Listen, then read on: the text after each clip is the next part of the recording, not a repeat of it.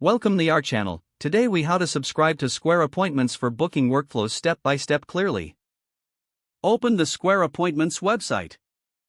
Create an account if you don't already have one. Log into your Square account using your credentials.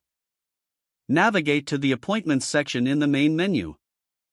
Click on the Get Started button to begin the subscription process. Choose a subscription plan that best fits your business needs. Review the features included in each plan. Select your desired plan by clicking on it. Fill in any required business information in the registration form.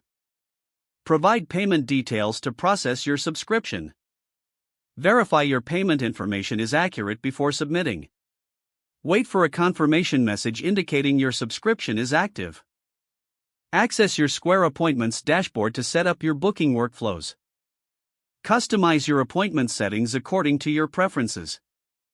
Integrate your calendar if you wish to sync your schedules. Save your changes and start using Square Appointments for your booking needs.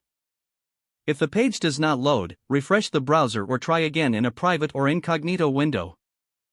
Make sure you are using the correct email address, then retype it carefully to avoid small typos. If your password is not accepted, use the reset option and create a new strong password you can remember. Check your spam folder for verification or security emails, then complete any requested confirmation steps. Enable two-factor authentication if available to improve account security and reduce unauthorized access risk. After signing in, review your profile details so your contact information and settings are accurate and current.